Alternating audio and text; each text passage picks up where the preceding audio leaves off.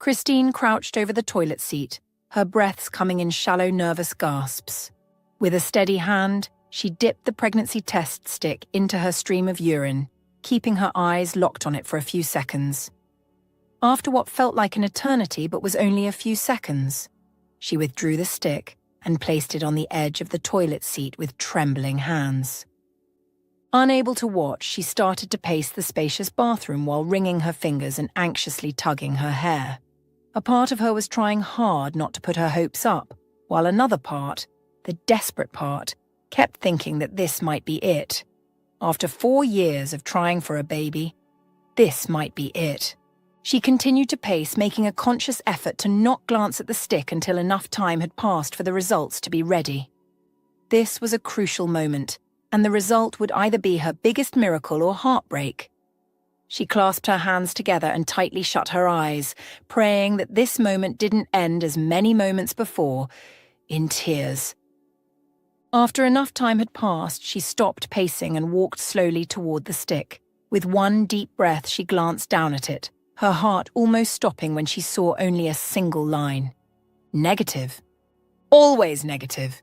Her eyes darted to the reflection in the mirror, and for a moment she didn't react. Seconds later, the pain took hold and she groaned from deep within her chest, her head hanging as she sank to the floor, unable to support her weight anymore. She tried to cry out the pain, she desperately wanted to, but tears didn't come. The pain was like a fist squeezing her heart, and she almost stopped breathing, but still, the tears didn't fall. "I did everything," Christine moaned, her head falling back against the toilet wall. "I did everything right." Truly, she did everything right. As a woman actively trying to have a baby, everyone thought they had the advice to give, and they freely gave it without boundaries. Christine took every one of them. When the usual way doesn't work, you start to find solutions in unrealistic ways. "Try eating more pineapple," one of her family friends said. It sounded like weird advice, but Christine took it in good faith. She bought a truckload of pineapples and ate it every day. Nothing happened. An old woman at church said, "Put your legs in the air afterward, my darling. It would help the sperm reach the eggs faster. That's how I had my 5 boys." Christine took that too. After intercourse, she would put her legs in the air for about 5 minutes, which weirded Sam out, but he never complained. She did this for a whole month. Nothing happened. Adopt a pet first. Dance under a full moon. Talk to your future baby in your mind. Pray to Goddess Hera. Christine did all of this. Dancing under the full moon was the craziest, but desperate times called for desperate measures. But before all this advice, Christine had done everything normal that she could. Ovulation tracking, lifestyle modification, genetic counseling, fertility treatments, and IVF. She even made Sam undergo sperm health optimization. When none of this worked, she tried traditional remedies, herbal supplements, traditional prayers, acupuncture, everything. Nothing worked. It had been 4 years since she had been trying for a baby. Why was nothing happening for her? She was doing everything she could, things she never imagined she would dabble into. She had done them, yet nothing worked. All her friends and family who got married after her already had kids. Some were currently pregnant, but here she was, spiraling over another negative pregnancy stick. Disappointed, she grabbed the stick from the edge of the closet and hurled it against the wall, watching it clatter to the floor. 2 months ago, the doctor prescribed a new medication, which he claimed was a new fertility treatment that other women had spoken great things about. According to his instructions, she took it for 3 weeks and had sex with Sam. She had looked forward to this. She had hoped that this would be it. Why was it so hard for her? She got married as a starry-eyed 24-year-old girl who thought childbirth was easy. She had it planned. Get married early to the love of her life, have her first child, a girl hopefully by 25, and the rest of her kids because she clocked 30. Reality smacked her in the face quickly enough when, 1 year into the marriage, she hadn't gotten pregnant. She started to take things more seriously in year 2, and that was when her struggles began. She had always wanted 4 kids. Now she would take one and be the happiest mother in the world. Christine sank her hand into her hair and tugged at the strands. "What else is left to do?" she whimpered. "I've done everything. What else is there to do?" The front door slammed, but Christine remained on the toilet floor, heartbroken. Moments later, the bedroom door opened and she heard footsteps. "Christine!" It was her husband, Sam. Before she could open her mouth to speak, a shadow fell across the bathroom floor as Sam walked in. His gaze fell on the pregnancy stick before darting back to her. It was like her tears were waiting for an audience because as soon as Sam walked in, it burst out like a dam. "Oh, sweetheart!" Sam reached for her, lowering himself to the floor beside her. "I'm so sorry." "Sam, no," Christine cried, leaning into him. "I don't know what to do." Sam released a deep breath. "Don't worry, we'll keep trying." "Keep trying," Christine pushed away from him. "I'm tired of trying. I'm tired of hoping, Sam. It's the hope that kills. I really looked forward to this one." "I'm sorry," Sam said contritely, reaching for her again. "How can I help?" Christine didn't think he understood her. He was a man. He never got asked infuriating questions like, "When is the baby coming? What's taking so long?" "Christine," Sam touched her face. "I promise we're on the same team," he said, like he could hear her inner thoughts. "I hate to see you like this. You know what?" "What?" She wiped her tears. Sam rose to his feet, pulling her with him. "Dr. Tim was very confident that this treatment would work," he said. "I've never seen him that certain about any treatment before." "What are you trying to say?" Christine asked, staring at him. "You can see it didn't work." "When is your next appointment with Dr. Tim?" "Sometime next week," she answered. "Good." Sam picked up the test stick and tossed it in the trash. "Let's do a real pregnancy test at the hospital." "What?" Christine whispered. "Babe." Sam held her face. "You know, sometimes these things aren't accurate, especially in the early days of the pregnancy. We need to get a proper blood test done to be certain." Christine felt a flicker of hope, and she didn't know whether to be happy or upset about it. In this journey, hope was a silent killer. Every time she hoped to see a positive result, and it came back negative, something inside of her died. Right now, there was only a little life left in her. Hope was dangerous.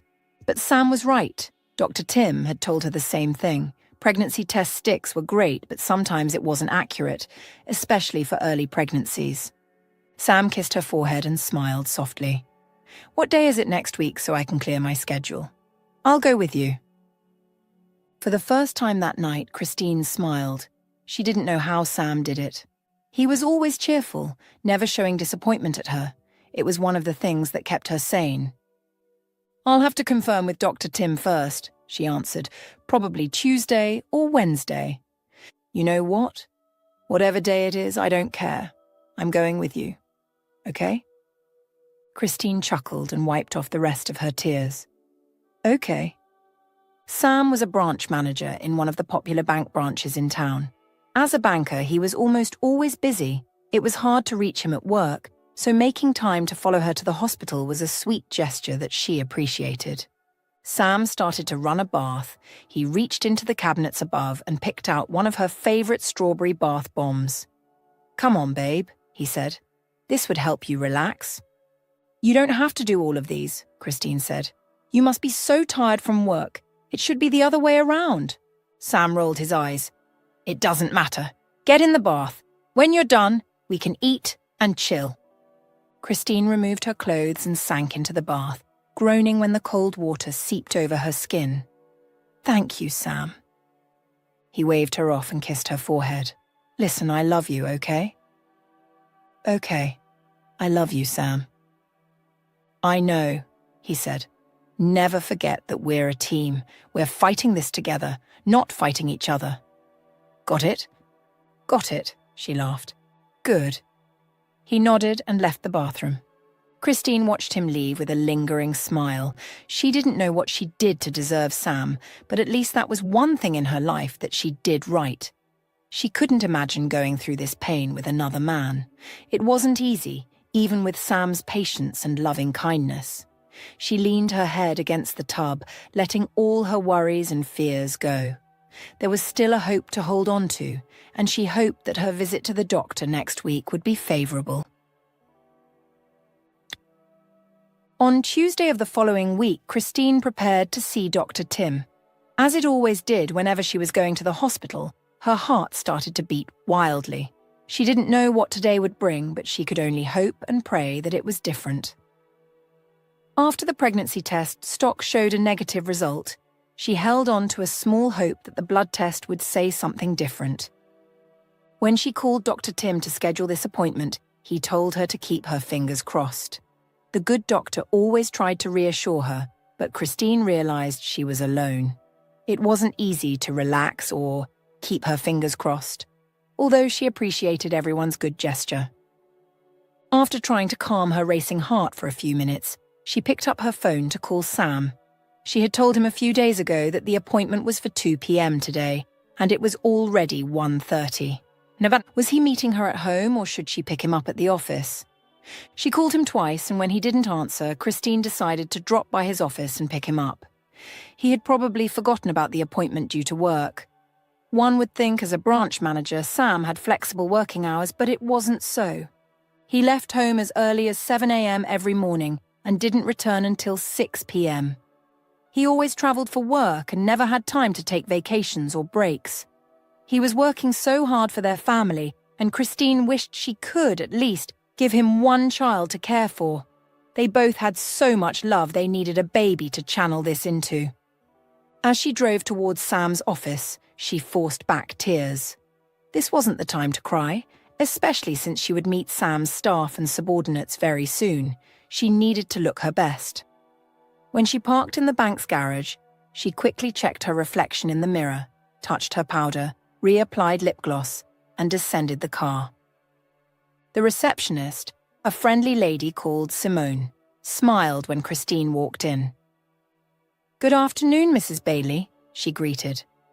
"Long time no see. You look good."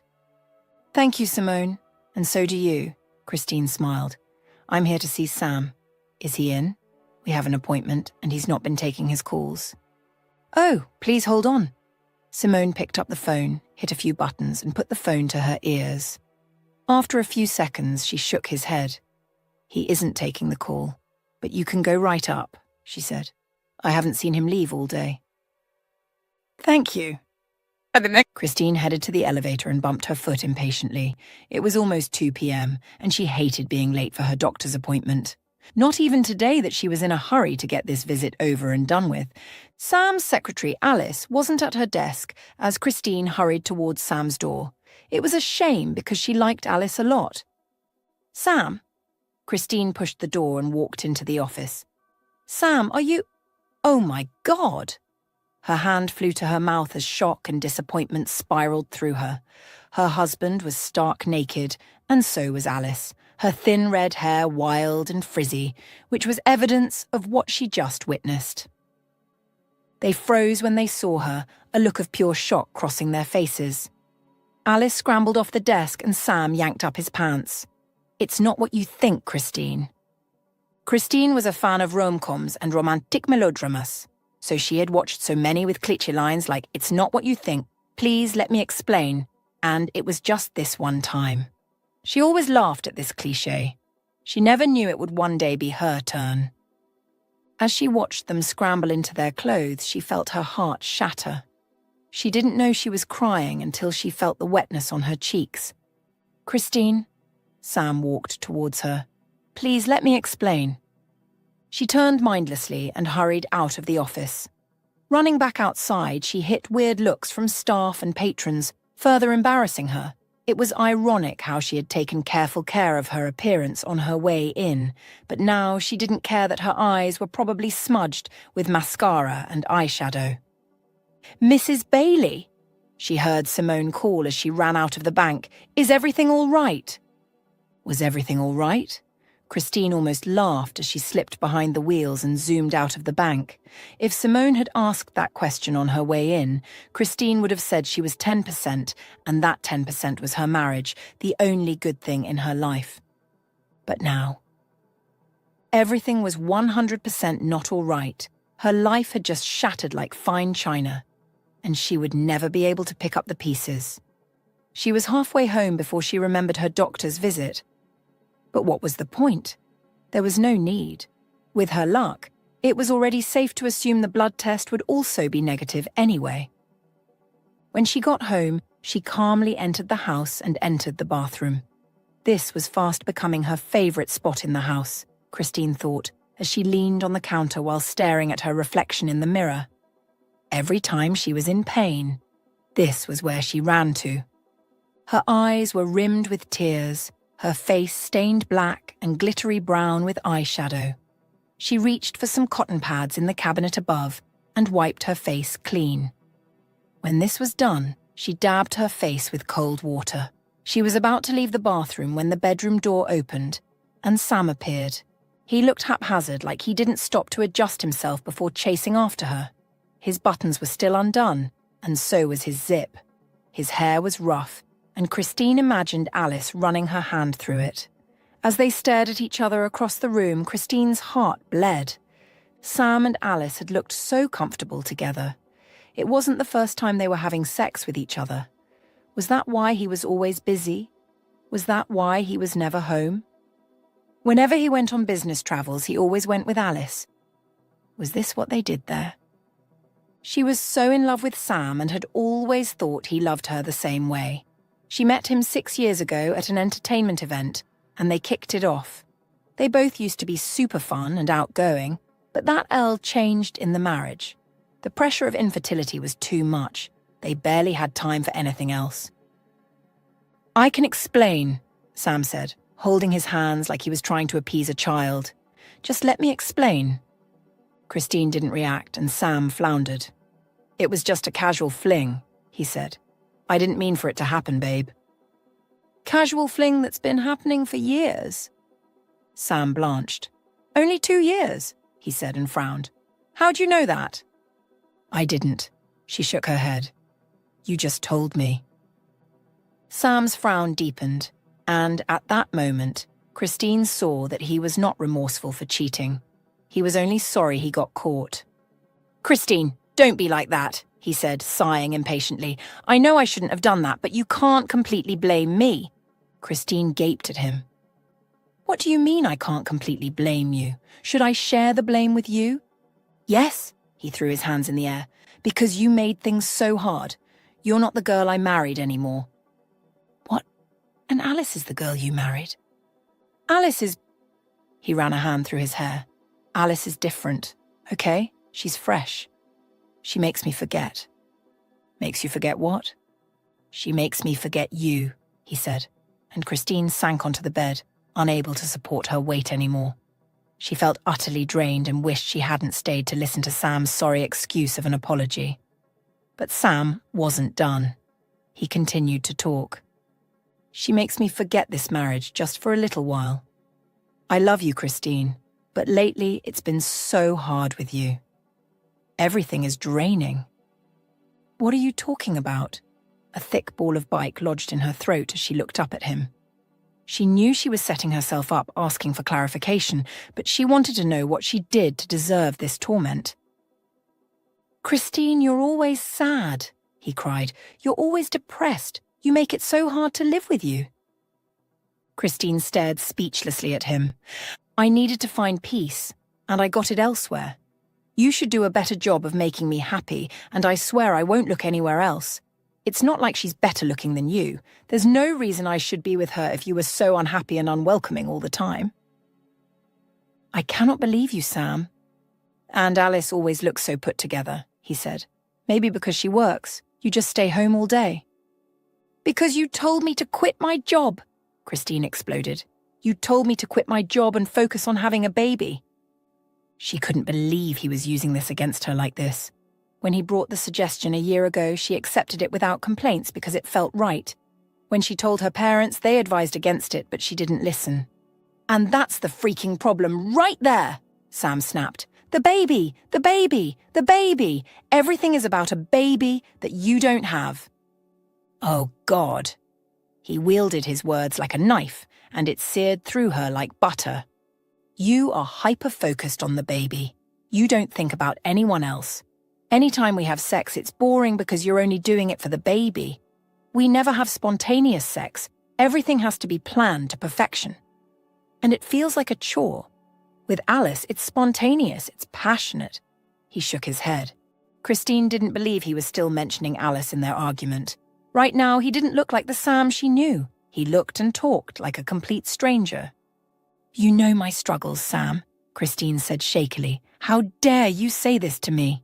It's our struggle, he fired. Our struggle? Christine laughed. You're not the one who gets asked silly questions, Sam. You're not the one who has to deal with the weird looks from your family. Apparently, it's not much of a struggle if you're sleeping with your secretary. I've told you we can adopt, he said. It's not a big deal. Christine laughed. It's that easy for you. I have no issues with adoption, but it's not that easy. You're not the one who will be called a failure. It's me. Sam rolled his eyes. You're being dramatic, he said. I've been the best husband to you, Christine, because you know you're the problem, right? What? He sighed.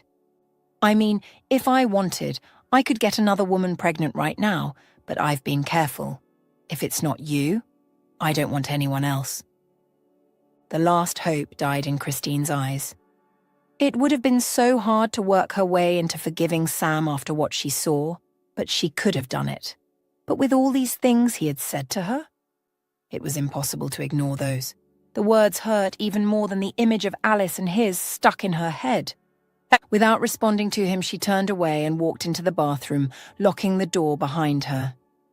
Despite the urge, she didn't cry. She knew she would explode later, but she didn't want to give Sam the liberty of seeing her cry because of how much he hurt her. He began to bang on the door. Christine! Christine, come on. Please, we can talk about this. She ran the tap to block him out, but her ears still strained to hear him above the water flow. Christine, I have to return to the office right now, he said. When I come back, we will talk. She didn't respond, and only when she heard the bathroom door slam did she relax.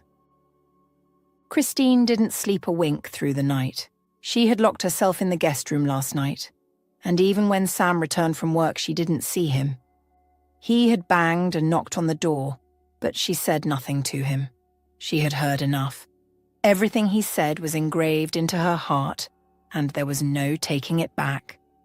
Through the night, she kept tossing and turning, and it wasn't until the early hours of the morning she made her decision. She was devastated, and it was the only way to cope with such heartbreak. She called her parents and finalized things with them. At 4 a.m., she got up and bought a ticket to go home. When it was almost 7 a.m., Sam returned to her door. Christine, he knocked. Come on, baby, please. I miss you. Christine didn't move. She remained on the bed, her heart pounding. She was starting to harden her heart towards him, but it was hard because he was someone she had a lot of affection for. You're being a baby, he snapped. We're adults. Why can't you come out and let's talk then? He paused again, waiting to hear her response. When she didn't respond, he sighed. I'm off to work, babe. See you when I get back. Off to work? More like off to Alice. Christine waited until she heard the front door slam before springing into action. With all of Sam's antics since catching him with Alice last night, it was evident that somewhere along the way, he had fallen out of love with her. She highly doubted that if he were home, he would have stopped her from leaving. The reason why she waited until he left was because she didn't want to say goodbye. If he were right there, it would be hard to walk away. In 1 hour, Christine has packed up all her important stuff. She knew she would have to pay extra at the airport for luggage, but she didn't mind because she was never returning to this house. She would miss it genuinely, but that was okay. What wasn't okay was staying here when Sam already made it known how much he didn't respect her. I mean, if I wanted, I could get another woman pregnant right now, but I've been careful. If it's not you, I don't want anyone else. She would be foolish to remain here after he said that to her. It was only a matter of time before he would get another woman pregnant. She waited for her Uber on the front porch, and when it arrived, she thanked the driver as he helped her store her luggage in the trunk. Before they left, Christine turned and took one last look at the house, and this time, tears brimmed in her eyes. This was a very huge step to take. Was it the right one? But she didn't give herself time to doubt. She got into the back seat. "Let's go." As they drove away, she didn't look back again. There was nothing to look back at. Her hometown was the opposite of where she was coming from. It was a small, quiet town where nothing much ever happened, but right now Christine found solace here. It had been 2 weeks since she arrived home, and she still cried every night. Her suffering seemed to increase now that she was away from Sam. It wasn't necessarily because she missed him, but because she felt like a loser. Here she was, childless, and now without a husband. Her parents were the most supportive, and she was grateful for them at this low point in her life. It didn't help that she was also sick. She had been vomiting every morning for 3 days now. She planned to visit the clinic later today. Sam had called a few times since she left, but she never picked it up. He had also stopped calling, and she wasn't surprised that he didn't put up much of a fight. His attitude during their disagreement was enough proof that he no longer loved her. She felt the urge to throw up again and scrambled out of bed into the bathroom, heaving into the toilet until there was nothing left in her stomach. Exhausted, she flushed the closet and washed her mouth before walking outside to see her mother in the room. "You're still throwing up," Mom said, staring speculatively. "Won't you go see the doctor?" Christine nodded tiredly and fell on the bed. "I'm so hungry." "That's why I'm here," Mom said. "I made breakfast." "I want ice cream," Christine groaned. "But you don't like ice cream." "Right," Christine sat up, squinting at her mom. "Not only do I want ice cream right now, I want it with hot sauce." Mom made gagging sounds and Christine laughed. "I don't know why I'm suddenly craving that combination. It's kinda nasty." "I'll make an appointment with Dr. Matthew so when you get to the hospital, you get priority treatment." Mom walked towards the door. "And forget about ice cream. Come out and eat real food. You would need it." Christine's mom finally convinced her to go to the clinic later that afternoon. But it was easy because Mom had already called ahead of time, and Christine was quickly ushered into the office of Dr. Matthew. "Good afternoon, Dr. Matthew," she greeted. "Thank you for taking the time to see me." "Welcome, Miss Christine," Dr. Matthew laughed. "How can I help you today? Your mom said you have some complaints." "For a few days now, I've been feeling a little nauseous and vomiting. There's also constant headaches and dizziness." "Okay." The doctor nodded. "We have to take a blood test," he said. "A pregnancy test as well." Christine almost laughed when he said he had to take a pregnancy test. She nearly told him not to waste his time and resources because she was sure there was nothing to see there, but she didn't want to sound too forward, so she let him do his thing. After her blood had been taken, she was ushered into the reception room to wait. As she waited for her test results, her phone beeped, and it was a text from Sam. At first, she wanted to delete it and never open it, but curiosity got the best of her, and she clicked on the icon. The text opened. "The divorce papers should be in your mail by now. I still love you, and if you don't want us to separate, come back home. You have 20 days to respond, according to the court." Christine read this message repeatedly, and each time, it felt like a blow to her chest. She didn't know what she was expecting, and she had considered divorcing him herself, but to see that he was threatening her? That was shocking. She was never returning to him, and 20 days was too much time to send him a response. She would do it as soon as she got home. "Miss Christine?" She looked up to see a nurse standing a few feet away. "Dr. Matthew will see you now." "Thank you." Christine headed to the doctor's office. He gestured to the chair across the desk and smiled at her. "Your test results are here." "Am I sick?" she asked, because considering her poor luck these days, she wouldn't be surprised if she was diagnosed with a terminal illness. "Everything came back negative, except one." He held up the brown folder. "Oh, God!" Her hand flew to her chest. "Please don't tell me I have an STI." Seeing as she had been having unprotected sex with a man who couldn't control his sexual desire, that wouldn't be shocking. Who knew where he'd been?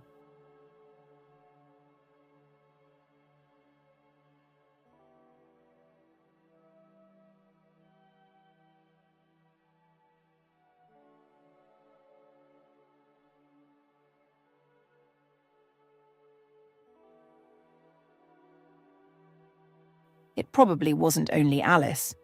What? No! Thank God. Dr. Matthew laughed and slid the folder towards her. You're pregnant. Christine had waited about 4 years to hear this, but now that she did, she couldn't believe it. She snatched the folder off the desk and skimmed it, her eyes widening when she saw she was 5 weeks pregnant. What? Christine stared at the words, expecting them to rearrange into a negative result magically. I've been trying, she whispered. It's been 4 years. Nothing worked. My God. Her body began to shake and she felt a plethora of emotions. Unable to contain them, she rose shakily to her feet. Can I come back to see you, doctor? She asked. I need to process this. He smiled sympathetically. Of course. Any time. Thank you. Christine decided to take the long way home because she wanted to have decided before she arrived. Her parents had probably seen the divorce papers in the mail by now and would like to know what to do. She had always imagined how she would react when she finally got pregnant. In all her imaginations, this particular reaction wasn't part of it. She had thought she would scream, dance, or jump for joy. She never thought she would take a long walk, dry-eyed, her mind unsettled. Imagine she hadn't caught Sam cheating. Imagine she had gone to his office that day and he was working like he was supposed to. Then he would follow her to the doctor, and her pregnancy would be confirmed. Their joy would be restored, and they could live happily ever after. But that wasn't the case. She had seen him, and now divorce papers were waiting for her at home. She was so mad at him that she couldn't take out this baby. But the thought of doing that was like a knife stab to her broken heart, and she knew she could never go through with it. She waited so long for this child.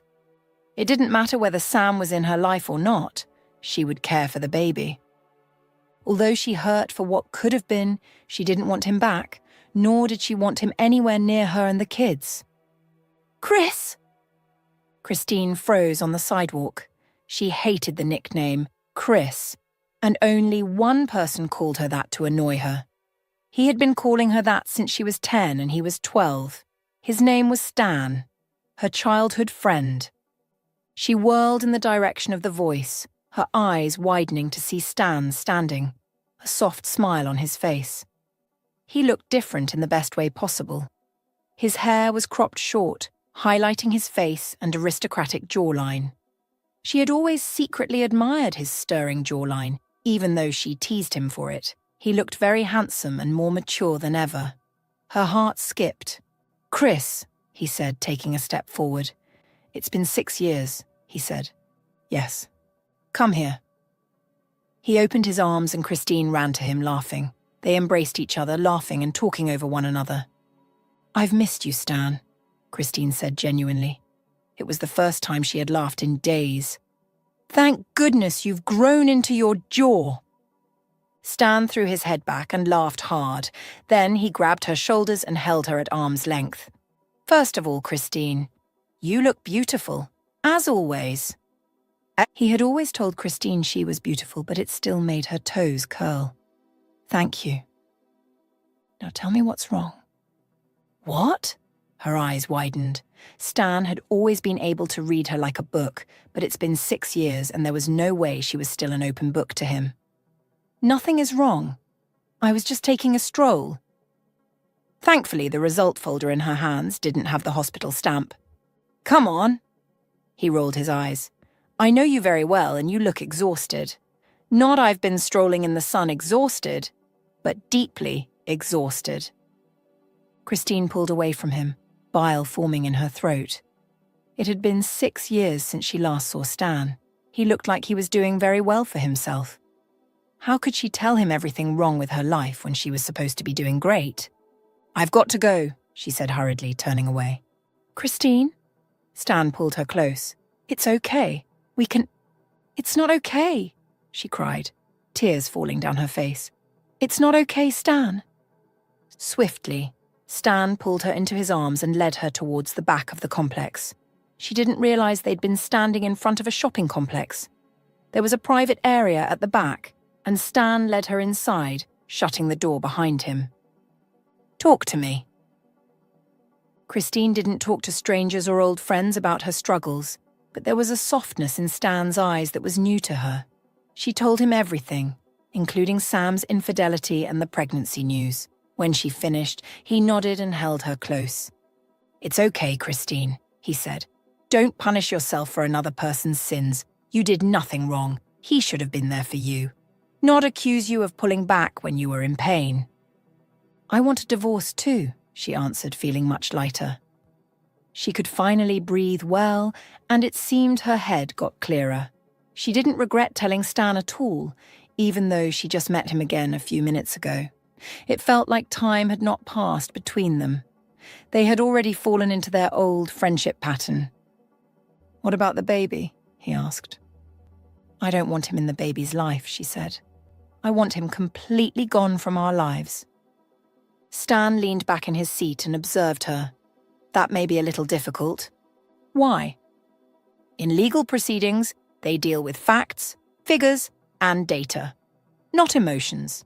As long as you keep the baby, Sam will always be in your life." Christine lowered her head and gently touched her stomach. "I've been trying for 4 years for a baby, Stan," she said. "What do I do?" "Keep it," he said. "You don't have to return to Sam, but this baby is your miracle. Don't lose it because of him." His words sank deep and Christine smiled. "Yeah, you're right. Thank you so much, Stan." 2 days later, Stan took her to an attorney for consultation. She was a friendly middle-aged woman named Linda, and Christine felt comfortable as soon as they walked into her office. They had already called her beforehand, so when they walked into the small professional office, Linda smiled. "Welcome, Stan. How are you? Long time no see." She turned to Christine. "Good afternoon, Miss Christine. Please have a seat." "Thank you." As soon as they were seated, Linda went straight to business. "I understand you've briefed me on the phone, but can you tell me more about your situation? What are our main concerns for this proceeding?" Stan squeezed her hands and she smiled in appreciation. "As I said, my husband served me divorce papers 2 days ago. We've been married for 4 years, and we couldn't have kids. Sam moved on. I caught him with his secretary 2 weeks ago. I feel like he abandoned me because I couldn't have kids." "Does he know you're pregnant?" "No. I haven't contacted him since he sent me the text about the divorce papers." Christine leaned forward. "I don't want him in my life anymore. Is it possible that I don't tell him about the pregnancy?" Linda sat back in her seat, her face drawn into a thoughtful expression. "Transparency is essential in this case," she answered slowly. "And we cannot completely hide it, because he will find out soon enough and might contest for custody, which will put us at a disadvantage." Christine sighed. "Is there anything we can do?" Stan asked. "Sam really hurts her and doesn't want him in her life." "We could delay announcing the pregnancy," she smiles, not hiding it completely. "What does that mean?" Christine asked. "For now, we can focus on the divorce terms and secure a favorable settlement before adding the element of pregnancy." "I don't want his money," Christine spat. "Yeah, but it's your right," Linda answered. "And that's why I'm here. My priority is to protect your rights and secure a stable future for you and your child. We'll plan our approach carefully and be prepared for any developments. But first, we need to respond to the divorce petition and start the process." "Thank you," Christine said, feeling relieved. They spent the next few minutes reviewing the divorce papers while Linda explained every step to her. Since Christine insisted she didn't want financial compensation, Linda only settled for what was fair. With Linda's help, Christine asserted her stance on the division of their landed property, which they bought together. It was the only thing she wanted. She reminded Linda that she wanted the divorce settled efficiently and without delay. "I'll cover preliminary negotiations with Sam's attorney from here on," Linda said. "I'll also prepare for potential custody issues because, trust me, I'll surely come. But don't worry, I have it under control." 2 hours later, Christine signed the response and it was sent out. "How do you feel?" Stan asked as they left the attorney's office. Christine sighed. "Relieved," she said. "Also apprehensive." "Why apprehensive?" "I don't know. I wish I could wipe out Sam from my life story, you know." Don't say that. Stan led them to his car. You once loved him and gave him your all. He would always be a part of your story. But if you continue to look back, you will not move on. When did you start sounding so smart? Christine teased, touched by his words. Stan laughed. I've literally always sounded like this. Sounds like you're just starting to see me. Christine met his soft gaze and wondered why he always looked at her with such adoration. She came with a lot of baggage, and he had never once made her feel like trouble. I'm so hungry, she said awkwardly. Let's go get something to eat. Stan smiled. I know a place. They went to a cute little cafe in town. This is a new place? Christine asked as they walked in. Yup. I come here at least 4 times every week. They're that good. Christine playfully rolled her eyes. Let's see. Do you still love scones? Stan asked as they sat down at a window booth. She gasped. You still remember my love for scones? Stan scoffed. I remember everything about you, he said. How could I forget? Their gazes met again, and Christine's breath ceased in her throat. Thankfully, the waitress came and Stan looked away to talk to her.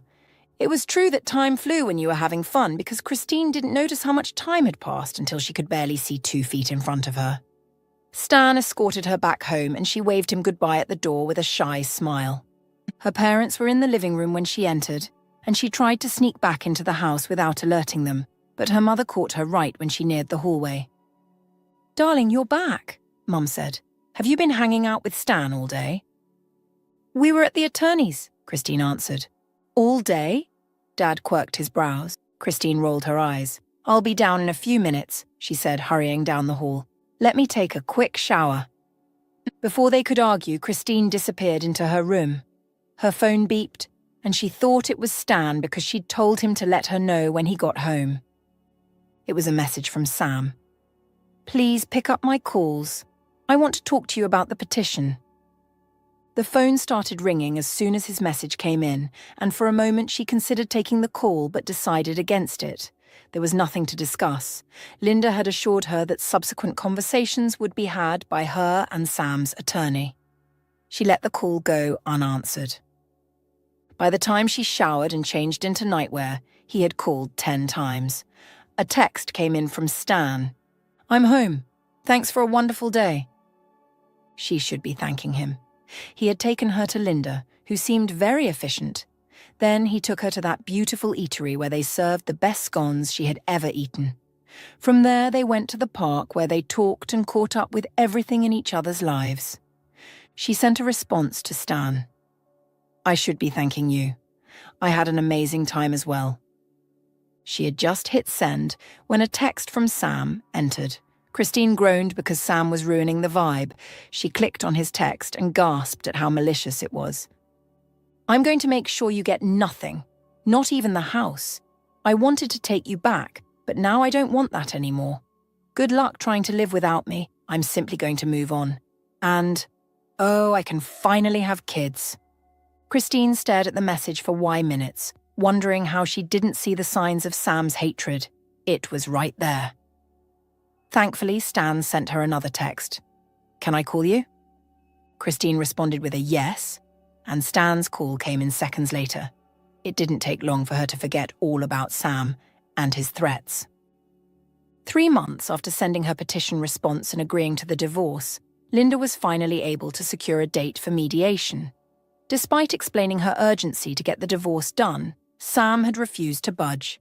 He was delaying the entire procedure, and although he always had good excuses, Christine was sure he was doing it deliberately. She was already 4 months pregnant and didn't have a noticeable bump, but Christine chose to wear a flowy dress just in case. They weren't ready to reveal her pregnancy just yet.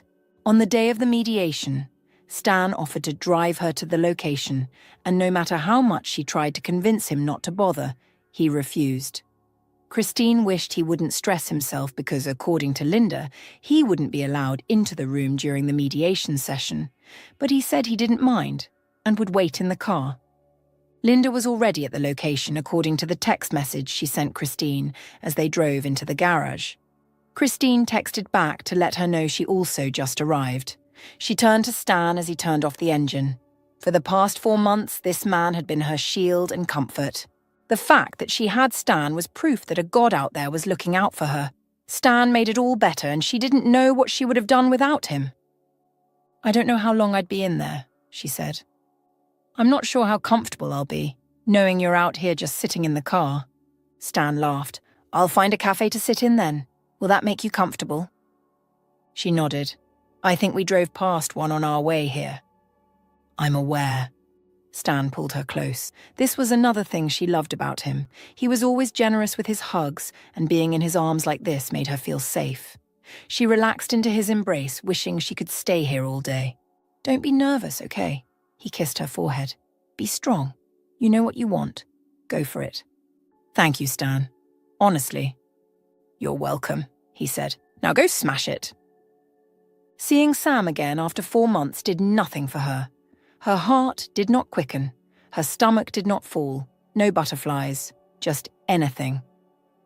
After being with him for almost 4 years, Christine expected her life to be shattered when she left him, and that nearly happened until Stan stepped in. He saved her, and she could genuinely say she was over Sam. Sam almost stared a hole through her as she walked in, and she greeted him with a smile before greeting his attorney. There was also a new face, which Linda introduced as the mediator. "Good morning, everyone," the mediator started when they settled. "My role is to facilitate a discussion to help you reach a favorable agreement. Everything we discuss here is confidential, so please feel free to discuss openly." "Thank you," Christine said. "I don't want this to last longer than it needs to be. I need this divorce settled like yesterday, but Sam seemed to be delaying this for some reason. My priority is to retain the house. If Sam doesn't want that, he can buy me out." "If I may interject," Tom, Sam's attorney, said, "Sam is feeling very pressured to make a decision quickly. This is a financial decision, and we must ensure all implications are understood. Rushing might lead him to make a decision that isn't in his best interests." "I don't see what you mean," Linda said. "It's straightforward business. They both bought the house with equal pay. Now she wants to retain the house with him or be paid back her share, around $350,000. It's not that hard." "Could you elaborate on what you think your client needs?" the mediator asked Tom. "So he needs time to consider the current price of the house." "We already did," Linda answered. "And you've had 3 months to do that research." As the session continued, it became clear that Sam was the problem. When it was obvious that we weren't settling, the mediator suggested a court hearing. The attorneys will handle filling the motions and everything else, so Christine left, eager to return to Stan.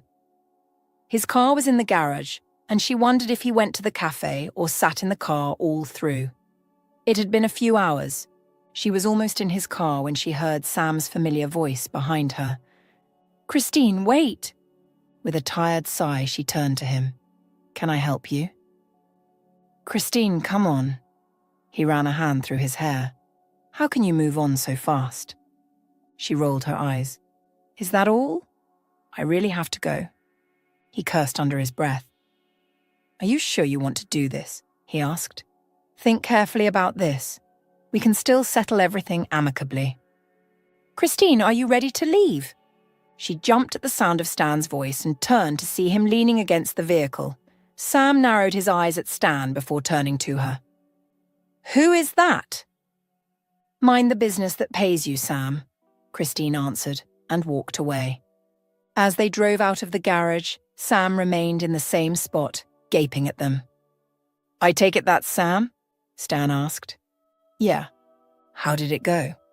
"Sam is delaying everything," she groaned. "He's so annoying. He wants me to rethink like I've not had months to think about it. I want him out of my life." Stan smiled.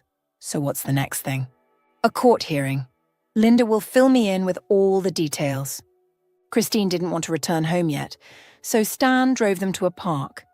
It was late afternoon, so no one was around, just the two of them sitting side by side. "I know you're probably regretting why you got involved with me," Christine said. "What?" Stan frowned. "No, I'm happy to be doing this with you, Christine." At that moment, as they gazed into each other's eyes, Christine got carried away and attempted something she had always wanted to do. She leaned in for a kiss. Her lips had almost touched his when he gently held her shoulders and turned away.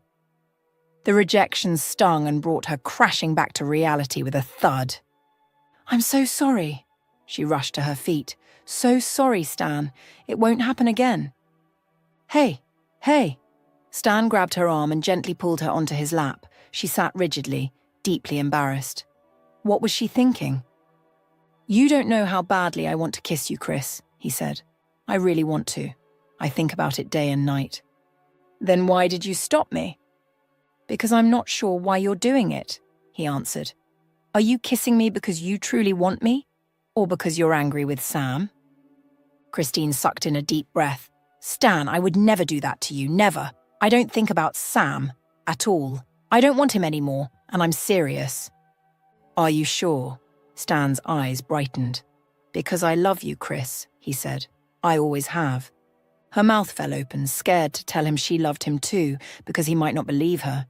She almost didn't believe it herself, but she was truly in love with him.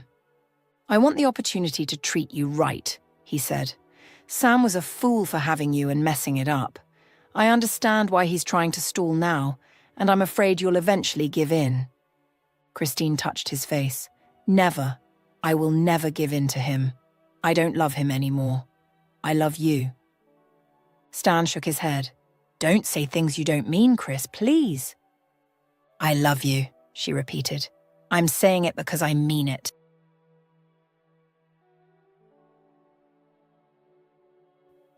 They stared at each other again for one long moment before wrapping steady arms around each other. Christine's heart felt light, and she knew that for the first time in years, she was finally happy. The court hearing was in a month, and it came by quickly. This time, Stan was allowed in the courtroom because it was a public one. Christine was so happy for him to be there because she and Linda would finally announce her pregnancy in the hearing. Linda intended to use it to push for a higher settlement. She would also cite emotional distress and fight for limitations on Sam's right to be involved in the kid's life. Christine kept her fingers crossed, hoping things went according to plan. If she never saw Sam again, it would be too soon. She was truly in love with Stan and wanted to spend her life with him without interference from Sam. The judge came in, and the hearing started. "Court is now in session," the judge said. "We are here to address the outstanding issues between Sam and Christine. I understand that mediation did not solve these issues. Please, counsellors, proceed with your presentation." Tom stepped forward. "Thank you, Your Honour. Christine seeks to retain the house or be offered a buyout. As my client can't share the house with her, we have agreed to pay her $350,000 as requested." It looked like someone had finally talked some sense into Sam. The judge nodded at Tom and turned to Linda. "Present your case." "Certainly, Your Honour." She stepped forward. "While we acknowledge Sam's offer, it isn't going to cut it for us anymore. We now request $400,000. This should be done quickly so my client can move on with her life." "What?" Tom frowned.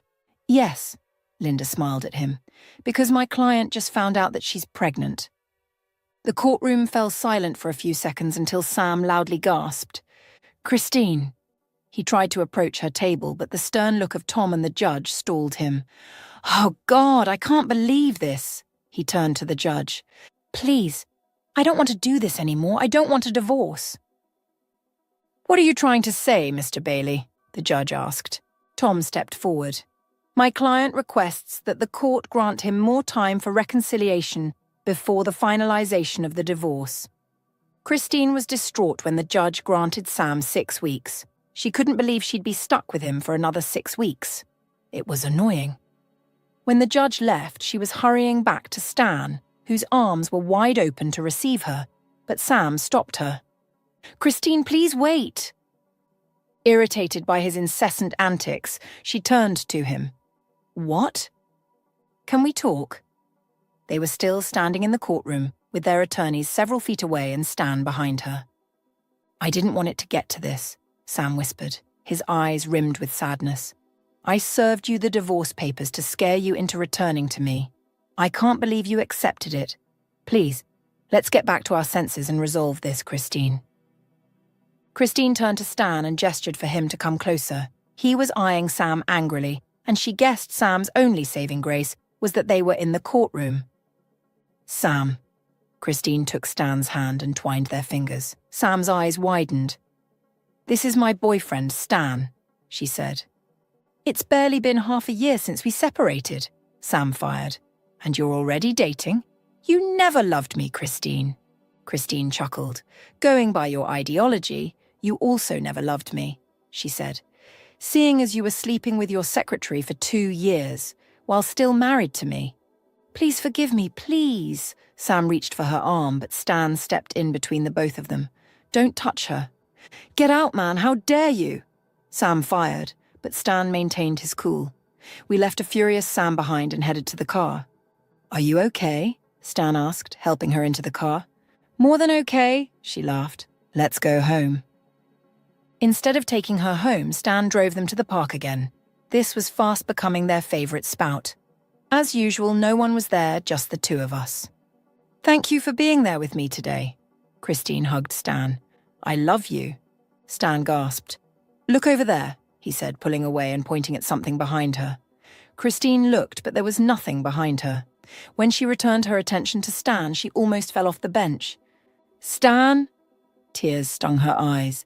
He was on one knee before her, an engagement box open to reveal a beautiful ring.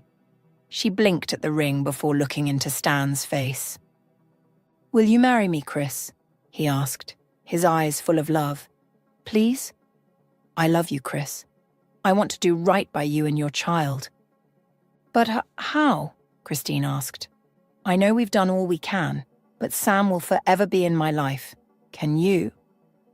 My focus is on you, Stan said, and I'm going to keep it on you. I don't care what comes after as long as I have you. Stan. Christine burst into tears and hurled herself at Stan. He softly put the ring on her finger and kissed her hand. Yes, I'll marry you. Thank you, Chris. He kissed her shoulder. Now, let's do this together. For 6 weeks, Sam called daily, crying and begging Christine on the phone, but she was done. Her mind was made up, and her sights were set on her future with Stan. By the time the final hearing day came, Christine was already 6 months pregnant and waiting for her baby to come so they could have their wedding. As usual, Stan followed her into the courtroom. Sam came in shortly after, his eyes trained on Stan and Christine. He was approaching them when the judge came in, and they all had to assume their positions. We are here to finalize the divorce between Christine and Sam, the judge said. We have previously discussed the terms and reviewed every objection. Today we are reaching a resolution. Counsels, over to you. Sam's attorney stepped up to take the stage. He talked about how Sam wanted to continue contesting the case, but the judge overruled that. She demanded that they provide financial records to prove the property's current market value. Linda also took center stage and fought Christine's case. After almost an hour of verbal battle, the judge had to deliberate on everything they said, so he left the courtroom for a few minutes. Moments after his return, he said the one thing Christine had been waiting almost 6 months for. Based on the evidence and terms agreed upon, the court will finalize this divorce. The following minutes were spent finalizing the facts and drawing out a payment plan for the settlement. As soon as the matter was resolved, the judge left the courtroom. Christine ran over to Stan, tears brimming from her face. Behind Stan, she clashed gazes with Sam, whose eyes were red and swollen with exhaustion. He looked like he hadn't gotten a good night's sleep, but Christine didn't care. She kissed Stan's neck and pulled away. Should we celebrate this? He asked. We should. I agree. Come on. Stan walked her out of the courtroom. I know just the place. Thank you for listening to this story. Please share your thoughts in the comments.